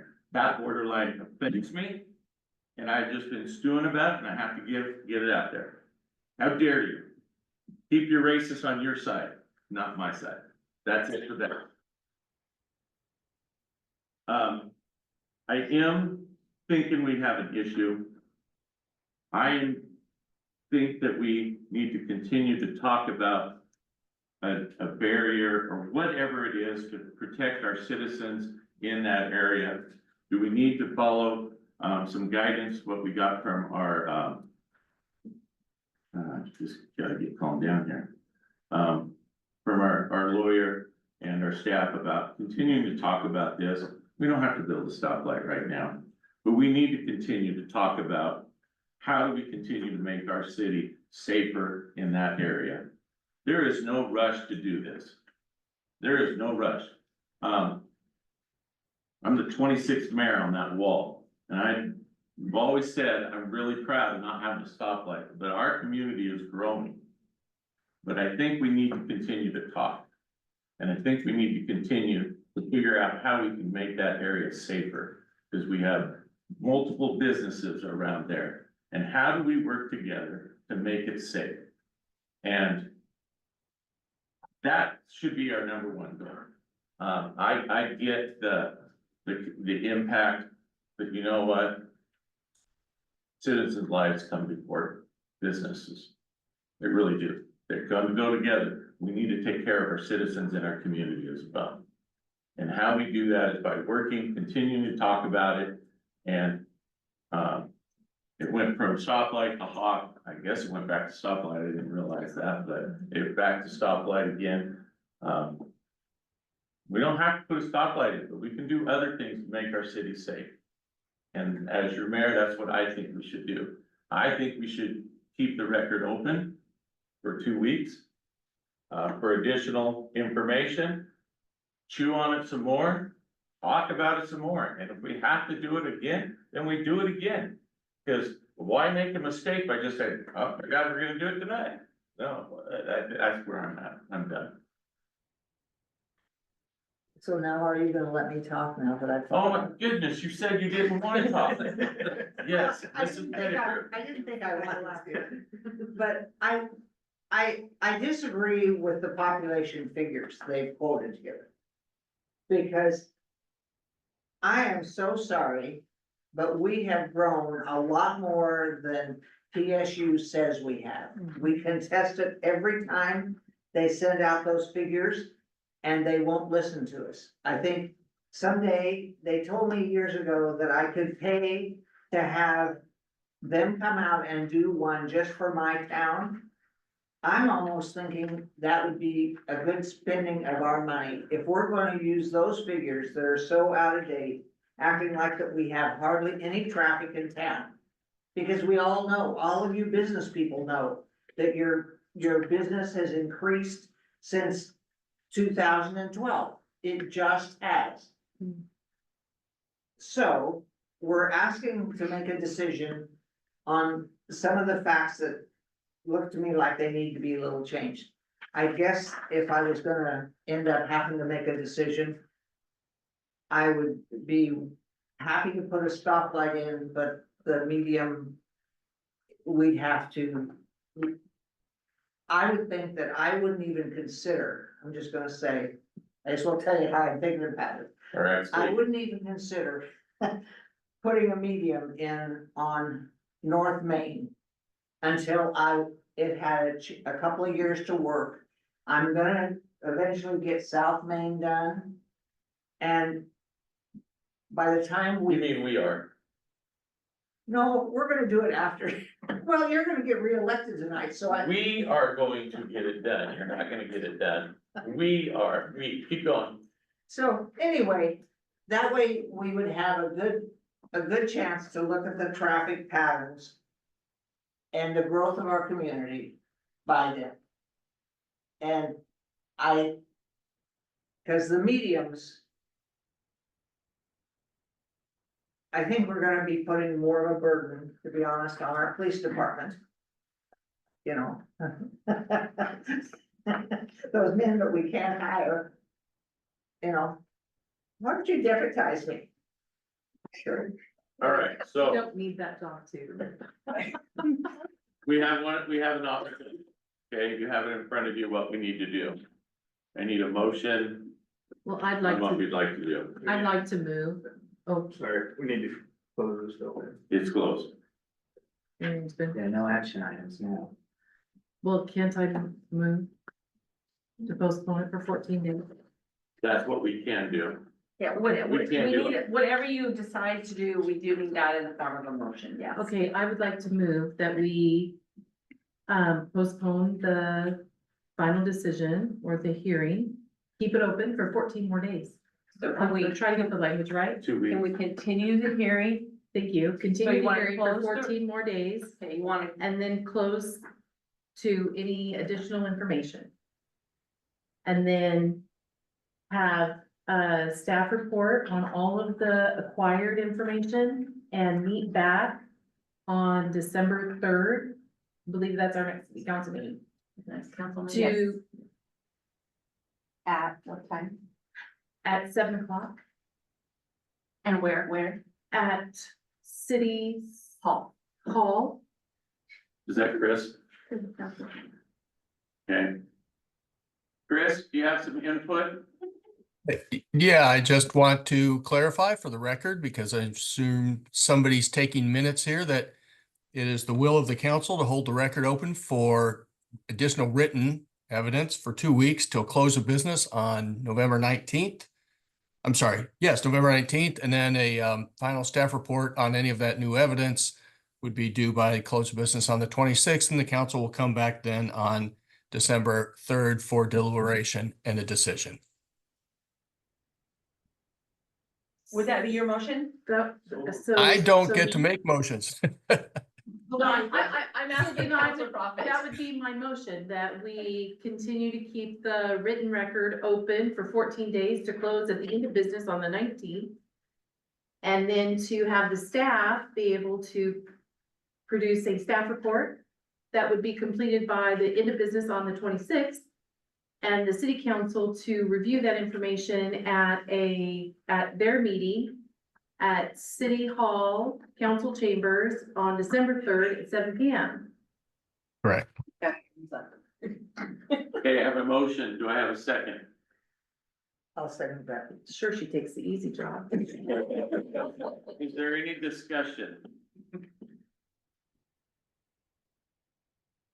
And my discussion is that, I thought we were talking about a hawk or a traffic, and then it got switched to a traffic light. I thought we were talking about barriers and ways to stop this, so I'm in favor of doing this, just because, to me, I felt like it went, even though we talked about a traffic light and then a hawk, I didn't catch that we were now gonna do a traffic light, and that was gonna be our motion tonight, so I'm not in favor of, making that, but I do, like I said before, I think it's important that we do something to make sure that our citizens are, that this area is safe, just more safe, or safer. Okay, any other discussion? Okay, all in favor, say aye. Aye. Any opposed? Okay. So we'll move on. Thank you. Thank you, everybody.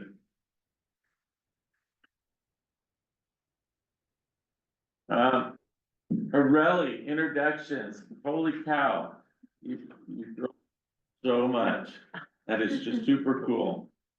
All right, Mr. Hammond. Yeah, so Aurelia Canvero and joined us, how many weeks ago was it the beginning? Three weeks. So she is a planner one, graduate of Riverside, which is awesome, you know. Super cool. She's also a graduate of Sam Boardman. Yeah. Maybe River comes out of Sam Boardman. It does. No, State of Riverside. it's just cool to see just the full circle of this, really great addition, to the staff. So just wanted to introduce you. Well, it doesn't help that we have a person who likes to hire high school graduates who work in our community. It doesn't hurt that we have a person that likes to do that as well, but welcome. That is super cool. And if he doesn't pay you enough.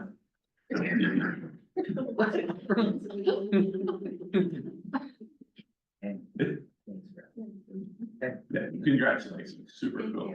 Good. So are you taking classes now? Yes, I'm still at BMCC right now. Good luck to you. Nice. Good luck. I'm jealous. Well, you could have applied. I mean, the position was posted. I'm 57. What would, Time for a change. I'll be a firefighter at 60. Here we go. You don't wanna go into police? They told me they wouldn't hire me. The police doesn't want her, that's. All right, action items. Okay, we'll go into that. Thank you, Aurelia, for waiting. Yeah. Action items, ordinance, 6-2024, adopt chapter 2.16 of the Boardman Municipal Code. Pardon? oh, is that me? So what do we have to do? We have to read it by title? The second reading by title. So we need a motion to approve the second reading. Well, you read it by title last time, Brandon. I think you do it this time. I would move that you read, but I can't find it, so. I move to approve the second reading by title only of ordinance number 6-2024, an ordinance to approve an amendment to the Boardman Municipal Code, chapter 2.16, planning commission. I'll second that. Any discussion? All in favor, say aye. Aye. Aye. Any opposed? All right, staff member. Okay, ordinance number 6-2024. Keep going. An ordinance to approve an amendment to the Boardman Municipal Code, chapter 2.16, planning commission. All right. So, let's see, that takes us to our action items resolutions. So can I move to approve? We made improvements. I would like to move to approve resolution 26-2024. Ordinance? A resolution to establish new. I'm sorry, point of order. You moved to have it read by title, but you didn't move to adopt the I ordinance. did not add that step in there. Oh, I That's thought what I that's what was, we're doing. I thought that's what that's- I was trying to do. Right, so we have to read it by title, but then we also have to actually adopt it, so. Yeah, so in that's what, in resolution. So I would like to. Well, I think you're missing a motion on your Yes. sheet. I missed. Well, I You know. are, but I was trying to make it up as I go. We're trying to make it up in the resolution part is what we were trying to do. That's not in the resolution part. Yes, It would Right, be an no, ordinance. it's You gotta not go back up. written, it's not written here, Yeah. but I Counselor think- Prophet is gonna do it. Yeah, a good please. try. Yes, even though. I move to approve. Resolution or ordinance number 6-2024. An ordinance to approve an amendment to the Boardman Municipal Code, chapter 2.16 of the Plan Commission. We knew we had to do it. We're trying to figure out how to do it. That's Got what it. that whole I thing was. appreciate you. Do we need to do a second? Yes. No, you did it Well, perfect. I We don't already want it did to it. die I second for that. lack of a second. Do we need Okay, to do a second? we need a second. I'll second that. I already got Heather's second. Heather second. Is there any discussion? All in favor, say aye. Aye. Aye. Any opposed? I messed it up so bad the first time, I'm not. You didn't get it right this time. Okay, resolution 26-2024 supplemental budget 2024-25. I move to approve resolution 26-2024, a resolution to establish a new congressional community project fund adopting a supplemental budget for fiscal year 2024 to 2025, and making supplemental appropriations. I'll second that. I got a motion and a second, any discussion? There's an error in the resolution. In the resolution or in Yeah, the it says- sample motion? 2020, it says 224 instead of. In the sample motion. Okay, thank you, sample. Right. My bad. Okay, all in favor, say aye. Aye. Aye, any opposed? All right, FEMA, PICM. Carla will give a very. I will. Very brief. So, FEMA wants us to do something. We don't wanna do it. And we don't need to do it because the floodplain we have is minimal. And it's not salmonid, impacted areas. So it doesn't even actually intersect with what's required under the PICMs. And if you want me to tell you what PICM stands for, it stands for pre-implementation compliance measures. And if you really have an interest and you have, a half hour, come by my office anytime and I'll explain it all to you, but please just take the no action, motion. Why don't we take the permit to permit action? Because we don't need to do any of it, Karen, No, because, I know that. yeah. Permit by permit puts all of the onus on the applicant to do the biological study. So we have a current floodplain ordinance, it's in place, it will be amended and updated at the point in time that we do our code development, code update.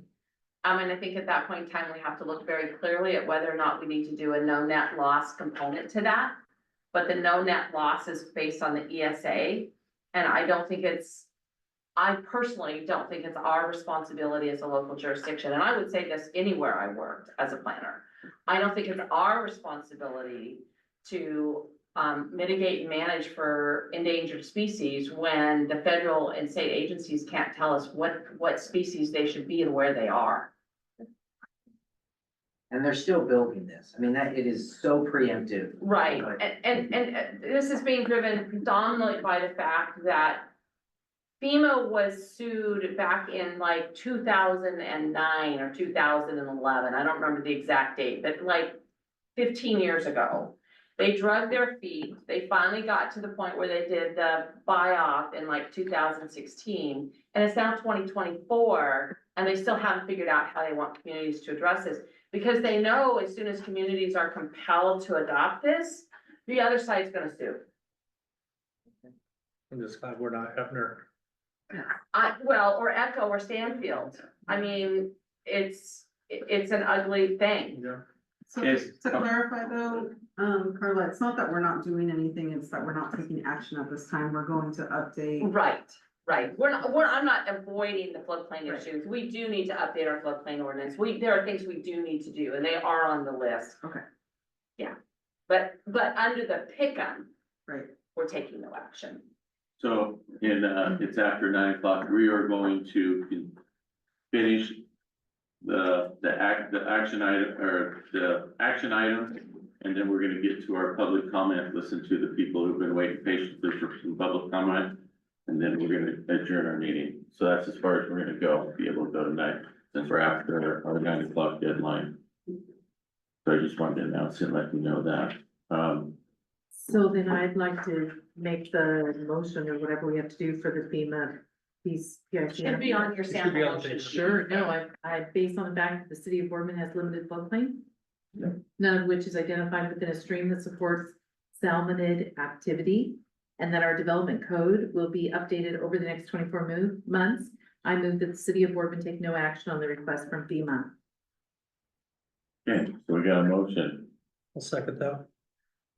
Any discussion on that? Looks like we had it before, but all in favor, say aye. Aye. Aye, any opposed? Okay, Parks Master Plan with Boardman Parks Direct District.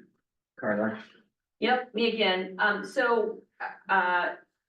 Last month you approved Public Advisory Committee members for our Parks Master Plan update.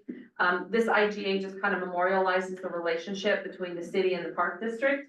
And identifies how we're doing this collaborative effort for the Parks Master Plan, and it'll be entered into between both us, and so you're basically approving this IGA. City Manager Hammond's signature on that, and then the Park District will take action on it as well for a fully executed IGA.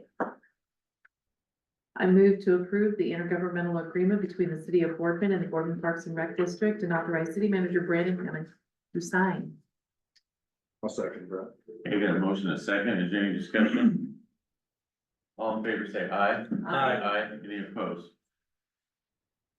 Agreement for consulting services, comprehensive plan and development code. Is that Carly again? Yeah, You yes, did yeah. show tonight. Sorry, this is the agreement, to update the comprehensive plan and the development code. Bid came in at 299,000, when we got to refinement, it came down to about 288,000. I talked to Marta, it's over the $250,000 threshold, so we have to take this extra step and get you guys to authorize it, so I'm asking you to, approve the agreement, for a figure, whatever that 288,000 is. 420. Yeah, and, authorize, again, city manager Hammond to sign that agreement. I move to approve the agreement for counseling consulting services between the city of Boardman and Cascadia Partners LLC for $288,420 and authorize the city manager to sign. I second that. Any discussion? Can I ask briefly what Cascadia Partners is consulting for? The comprehensive plan and development code update. Thank you. Any others? All in favor, say aye. Aye. Aye. Any opposed?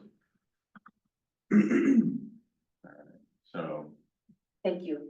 you bet. I think the last one. All right, Layton's, it is your time. Mr. and Mrs. Layton, All right, so. thank you for coming. I'm sorry it's so late. There was a lot of good stuff. Some discussion about containers and you guys denied it, to have it in residential areas. We would like you to reconsider that. Obviously, you know where we work, you know where we live. I don't wanna put a container at work to put all my stuff that I need at work because that is an eyesore. I think it's ugly. I think it takes away from our downtown area and I don't wanna do that. But I am very lacking storage up there. It's a very old building. There's not enough room. I need more storage. So I really want to be able to put that storage shed or container next to my house to put my supplies in it. One, it's safer because I'm home and he's home all the time. Nobody's gonna break into it at night. We can keep our eye on it.